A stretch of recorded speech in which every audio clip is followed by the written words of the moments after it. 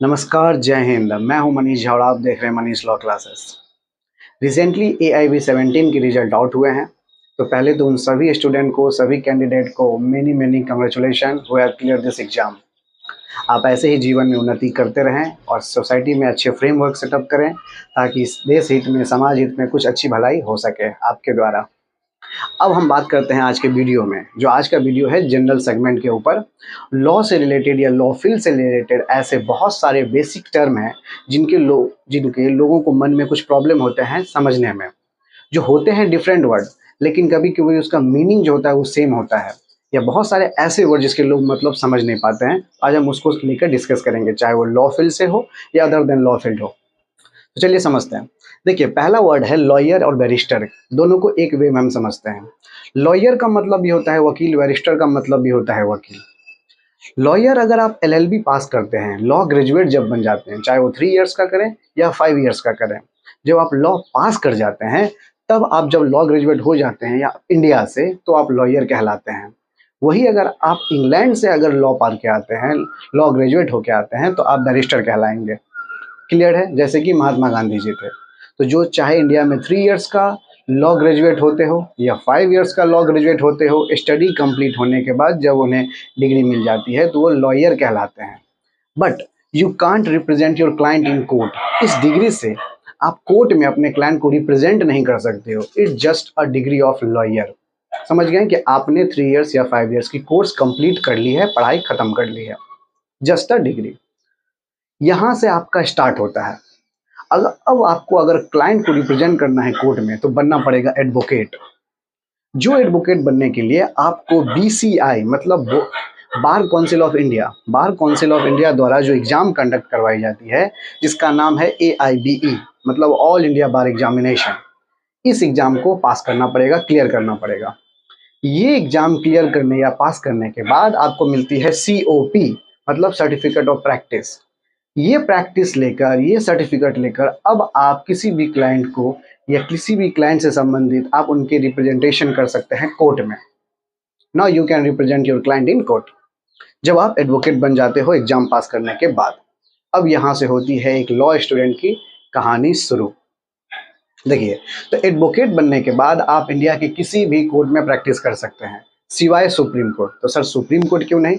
समझिए, supreme court में practice करने के लिए आपको एडवोकेट ऑन रिकॉर्ड का एग्जाम क्रैक करना होगा या AOR बनना होगा।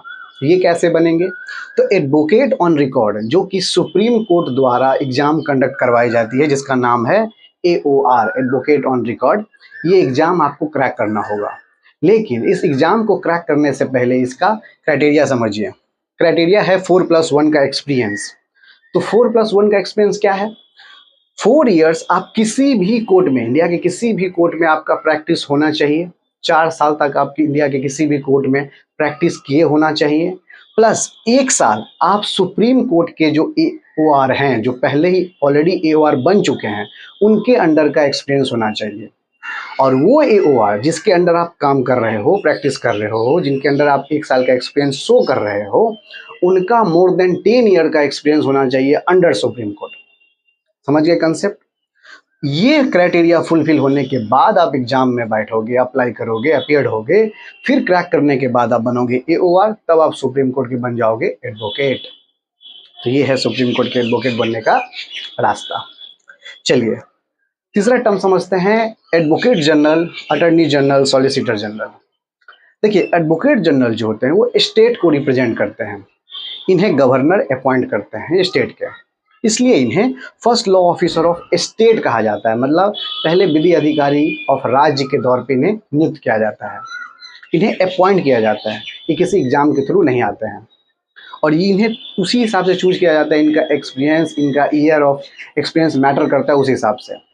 वही जो अटॉर्नी जनरल होते हैं उन्हें महान्यायवादी कहा जाता है, जो कि एक कंट्री को रिप्रेजेंट करते हैं और उन्हें प्रेसिडेंट के द्वारा अपॉइंटमेंट मिलती है, इसलिए इन्हें first law officer of country कहा जाता है। समझ गए? तो एडवोकेट जनरल जो होते हैं महाधिवक्ता, वो स्टेट को रिप्रेजेंट करते हैं, और अटॉर्नी जनरल जो होते हैं वो कंट्री को रिप्रेजेंट करते हैं, इसलिए इन्हें प्रेसिडेंट अपॉइंट करते हैं और इन्हें गवर्नर। साथ ही साथ सॉलिसिटर जनरल के वर्ड को समझिए। सॉलिसिटर जनरल जो होते हैं वो second law officer of country होते हैं, मतलब देश के सेकंड लॉ ऑफिसर। ये अटॉर्नी जनरल के हेल्पिंग हैंड होते हैं, या असिस्टेंट आप कह सकते हैं, मदद करते हैं एडवाइस देने में, किसी भी काम में हेल्पिंग हैंड होते हैं। तो ये दोनों हो गए हैं कंट्री से रिलेटेड। क्लियर है? चलिए अब चौथे टर्म को समझिए, पब्लिक प्रोसिक्यूटर या गवर्नमेंट डिफेंडर। इस दोनों को मतलब समझिए। अब सरकारी वकील का आमतौर पे नाम सुने होंगे, तो यही होते हैं पब्लिक प्रोसिक्यूटर, जो कि रिप्रेजेंट करते हैं स्टेट को क्रिमिनल मैटर में। ध्यान दीजिएगा, क्रिमिनल मैटर में जो स्टेट को रिप्रेजेंट करते हैं, जब स्टेट विक्टिम होती है तब पब्लिक प्रोसिक्यूटर रिप्रेजेंट करते हैं क्रिमिनल मैटर में, चाहे रेप हो, मर्डर हो, कोई भी केस क्रिमिनल से रिलेटेड हो। वहीं अगर सिविल मैटर होता है तो वहाँ नाम पड़ जाता है गवर्नमेंट प्लीडर, वो रिप्रेजेंट करते हैं, वो भी स्टेट के होते हैं। क्लियर है? अब ये जो अपॉइंट किए जाते हैं, ये डायरेक्ट अपॉइंट नहीं होते हैं, ये एग्जाम क्रैक करने के बाद आप बन सकते हैं। इस एग्जाम का नाम होता है APO, असिस्टेंट प्रोसिक्यूशन ऑफिसर। अब ये स्टेट वाइज इनका नाम लिटिल बिट चेंज होते रहता है, चाहे MP में हो, वेस्ट बंगाल में हो, बिहार में हो, कहीं भी हो, नाम में थोड़ा डिफर आ जाएगा। चाहे APDO हो या MP AP हो, तो नाम लिटिल बिट चेंज होगा, लेकिन आपको समझ में आ जाएगा असिस्टेंट प्रोसिक्यूशन ऑफिसर APO। इसके द्वारा लोग पब्लिक प्रोसिक्यूटर या गवर्नमेंट लीडर बनते हैं। अब इसका हम एक क्विक रिवीजन करते हैं। लॉयर और बैरिस्टर, लॉ की डिग्री पाने के बाद लोग लॉयर या बैरिस्टर बनते हैं। लॉयर जो इंडिया में लॉ की डिग्री पा लेते हैं, चाहे 3 इयर्स या 5 इयर्स, तो वो लॉयर बनते हैं। जब वो इंग्लैंड से लॉ की डिग्री लेके आते हैं या वहाँ पढ़ के आते हैं, तब वो बैरिस्टर बनते हैं, वकील। बट ये अपने क्लाइंट को कोर्ट में रिप्रेजेंट नहीं कर सकते हैं, can't represent his client in court. लेकिन दूसरा केस है एडवोकेट। एडवोकेट बनने के लिए उन्हें AIB क्रैक करना पड़ता है, जो कि BCI कंडक्ट करवाती है। फिर उन्हें COP मिलता है, फिर वहाँ से वो उनकी कहानी शुरू। अब वो किसी भी कोर्ट में जाके प्रैक्टिस कर सकते हैं, सिवाय सुप्रीम कोर्ट। अब सुप्रीम कोर्ट में प्रैक्टिस करने के लिए AOR बनना पड़ेगा। AOR बनने के लिए मैंने क्राइटेरिया बनाया था 4+1। साथ साथ एडवोकेट जनरल और अटॉर्नी जनरल। एडवोकेट जनरल जिसे हम कहते हैं महाधिवक्ता, और अटॉर्नी जनरल जिसे महान्यायवादी। एडवोकेट जनरल जो होते हैं वो अपॉइंट किए जाते हैं गवर्नर के थ्रू स्टेट को रिप्रेजेंट करने के लिए, और अटॉर्नी जनरल जो होते हैं वो भी अपॉइंट किए जाते हैं प्रेसिडेंट के थ्रू कंट्री को रिप्रेजेंट करने के लिए। साथ ही साथ सॉलिसिटर जनरल भी किए जाते हैं अपॉइंट प्रेसिडेंट के थ्रू, ये भी कंट्री को रिप्रेजेंट करने के लिए। चौथा टर्म था पब्लिक प्रोसिक्यूटर, सरकारी वकील जिसके तौर पे आप समझते हैं। ये एग्जाम पास करने के बाद लोग आते हैं APO। इनका नाम लिटिल बिट हर स्टेट के हिसाब से चेंज होता है, और पब्लिक प्रोसिक्यूटर का भी आप नाम कभी कभी देखोगे चेंज होते रहता है। गवर्नमेंट प्लीडर का भी नाम लिटिल बिट चेंज होता है, लेकिन आपको समझ में आ जाएगा। तो पब्लिक प्रोसिक्यूटर जो होता है वो क्रिमिनल मैटर में स्टेट को रिप्रेजेंट करता है, और सिविल मैटर में गवर्नमेंट प्लीडर रिप्रेजेंट करता है। तो आई होप लॉ से रिलेटेड, लॉ फील्ड से रिलेटेड ये जो बेसिक टर्म है, बेसिक नॉलेज है, ये आपको क्लियर हुई होगी। अब जिन भी बच्चे का या जिन भी कैंडिडेट का AIB क्रैक नहीं हुआ हो, उनसे मैं यही कहना चाहूँगा कि आप निराश ना होइए। नेक्स्ट ईयर फिर AIB है, हार्ड वर्क कीजिए, जरूर पास होइएगा, because there is no substitute of hard work.